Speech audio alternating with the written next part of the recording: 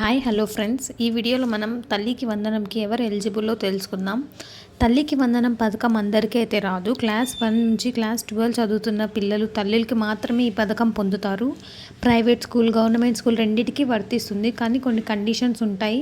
దీన్ని ఎలా అప్లై చేసుకోవాలో మనం చూద్దాం. తల్లికి వందనం కోసం అప్లై చేయడం చాలా సింపుల్. మీ సేవ లేదా ఆన్లైన్ పోర్టల్ ద్వారా డాక్యుమెంట్స్ అప్లోడ్ చేయాలి. Aadhaar card, bank passport, school bonafide certificate తప్పనిసరి. ఈ స్టెప్స్ ఫాలో అయితే మీ డబ్బు గ్యారంటీగా వస్తుంది. ఒకవేళ ఎవరికైనా రాకపోతే, తల్లికి వందనం ఇంకా అమౌంట్ పడలేకపోతే భయపడాల్సిన అవసరం లేదు. చాలామందికి బ్యాంక్ సర్వర్ డిలే అవ్వడం వల్ల లేట్ అవుతుంది. మీరు డాక్యుమెంట్ సరిగ్గా ఇచ్చారా అని చెక్ చేసుకోండి. రాలేదంటే హెల్ప్లైన్ నెంబర్కి వెంటనే కాల్ చేసి చెక్ చేసుకోండి. డబ్బులు అయితే ఖచ్చితంగా పడతాయి.